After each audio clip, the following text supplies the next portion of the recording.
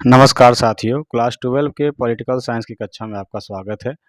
आज हम लोग समकालीन दक्षिण एशिया चैप्टर के मल्टीपल चॉइस क्वेश्चन की प्रैक्टिस करेंगे। इसका डिटेल्ड वीडियो भी हमारे चैनल में है, आप जा कर के देख सकते हैं, जिसमें पूरे चैप्टर को समझाया गया है।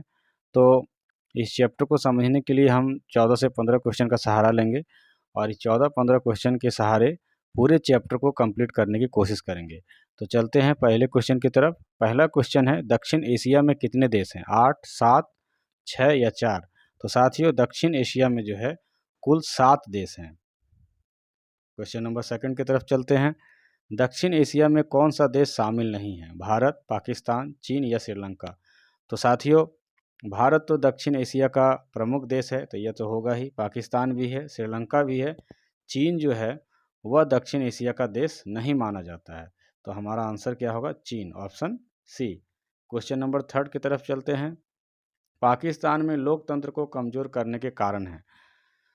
पाकिस्तान में बीच बीच में तख्ता पलट हो जाता है, तो इसके क्या कारण है? सेना, धर्मगुरु, आतंकी संगठन या इनमें से सभी? तो साथियों, ये तीनों जो हैं वो पाकिस्तान में लोकतंत्र के दुश्मन हैं। इन तीनों के कारण आज तक पाकिस्तान में लोकतंत्र ज़्यादा गहराई को प्राप्त नहीं कर सका है। क्वेश्चन नंबर 4, इनमें कौन पाकिस्तान का सैनिक तानाशाह नहीं है? जैसा कि मैंने पहले के क्वेश्चन में बोला कि बीच बीच में वहाँ पर सैनिक शासक जो होते हैं, जनरल वगैरह, वो चुनी हुई सरकार को हटा देते हैं, जैसा कि अभी बांग्लादेश में हुआ। तो आपको बताना है कि सैनिक तानाशाह इसमें कौन नहीं है? अयूब खान, आहिया खान, जुल्फ़िकार अली भुट्टो या परवेज़ मुशर्रफ? तो साथियों, जुल्फ़िकार अली भुट्टो जो थे वो निर्वाचित सरकार के प्रधानमंत्री थे, तो हमारा आंसर जुल्फ़िकार अली भुट्टो होगा। अयूब खान, जिसके शासनकाल में 1965 का युद्ध हुआ था, आहिया खान जिसके कारण बांग्लादेश का युद्ध हुआ था, और परवेज़ मुशर्रफ जिसके कारण कारगिल युद्ध हुआ था। ये तीनों ही जो हैं वो सैनिक तानाशाह हैं। जुल्फ़िकार अली भुट्टो वो चुने हुए प्रधानमंत्री हैं। इन्हीं की बेटी बेनज़ीर भुट्टो जो कि पाकिस्तान में बाद की प्रधानमंत्री बने। नेक्स्ट क्वेश्चन, शेख मुजीबुर रहमान की हत्या कब हुई? 1971 में, 1975 में, 1979 में या 1991 में? साथियों, शेख मुजीबुर रहमान, जिसे कि बंग बंधु के नाम से भी जाना जाता है, जिन्होंने बांग्लादेश को आज़ाद कराने में बहुत ही महत्वपूर्ण भूमिका निभाई, मुक्ति वाहिनी सेना बना करके, इसकी भी हत्या कर दी गई 1975 ईस्वी में। और अभी आजकल आप वीडियो में देख रहे होंगे कि इनकी मूर्तियों को वहाँ पर बांग्लादेश में लोग बहुत ही गुस्से के साथ तोड़ फोड़ रहे हैं। क्वेश्चन नंबर 6, अवामी लीग और बीएनपी किस देश की राजनीतिक पार्टी है? बांग्लादेश की, भूटान की, पाकिस्तान की या अफगानिस्तान की? तो साथ ही अवामी लीग और बीएनपी दोनों ही बांग्लादेश की प्रमुख राजनीतिक दल है। बीएनपी का फुल फॉर्म क्या है? आप कमेंट बॉक्स में हमें बताइएगा। क्वेश्चन नंबर 7, सेना, माओवादी और लोकतंत्र समर्थकों के बीच त्रिकोणीय संघर्ष किस देश में हुआ? बांग्लादेश में, भूटान में, पाकिस्तान में या नेपाल में? तो साथियों, सेना, माओवादी और लोकतांत्रिक समर्थकों के बीच त्रिकोणीय संघर्ष नेपाल में हुआ। Next question, question number 7, Nepal में राजतंत्र की समाप्ति कब हुई? बहुत दिनों तक नेपाल में राजतंत्र रहा, तो बताना है कि कब समाप्त हुआ और वहाँ पर गणतंत्र की स्थापना हुई। 2008, 1991, 2006 या 2015? तो साथियों, नेपाल में गणतंत्र की स्थापना और राजतंत्र की समाप्ति 2008 ईस्वी में हुआ। वैसे ये चारों ईस्वी जो ऑप्शन में दिए हुए हैं वो नेपाल के इतिहास के लिए महत्वपूर्ण हैं। अगर आप जानते हैं तो कमेंट बॉक्स में बताइएगा कि नेपाल के इतिहास में 1991, 2006 और 2015 का क्या महत्व है। क्वेश्चन नंबर 9, 1987 ईस्वी में भारत ने किस देश में शांति सेना भेजी? बांग्लादेश में, श्रीलंका में, मालदीव में या म्यांमार में?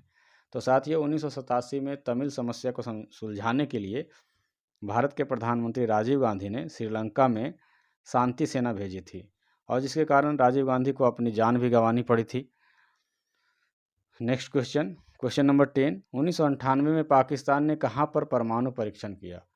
तो न्यूक्लियर टेस्ट उन्होंने कहाँ किया? पोखरण में, चटगांव में, चगाई पहाड़ में या पीओके में? तो साथियों, पोखरण में तो भारत ने परमाणु परीक्षण किया था, तो यह तो आंसर नहीं होगा।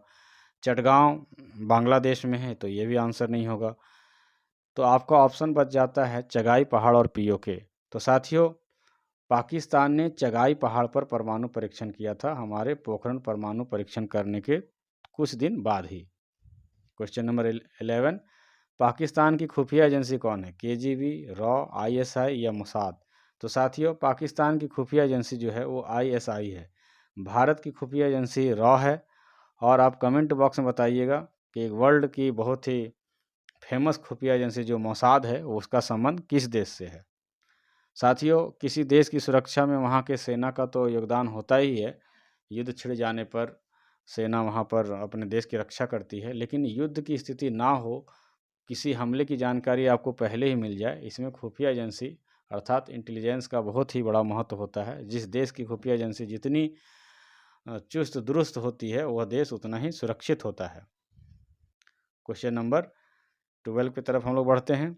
1960 में भारत पाकिस्तान के बीच सिंधु जल संधि किसकी मदद से हुई? संयुक्त राष्ट्र के, रूस के, अमेरिका के या विश्व बैंक के? तो साथियों 1960 के बाद 1960 ईस्वी में सिंधु जल समझौता जो है वो विश्व बैंक की मदद से हुई। इसके बाद भी 3 युद्ध भारत पाकिस्तान के बीच में हुआ, 1965, 1971 और 1999, लेकिन भारत ने कभी भी इस संधि को नहीं तोड़ा है। क्वेश्चन नंबर 12, 1960 में भारत पाकिस्तान के बीच, ये तो हो चुका है। क्वेश्चन नंबर 13 देखते हैं।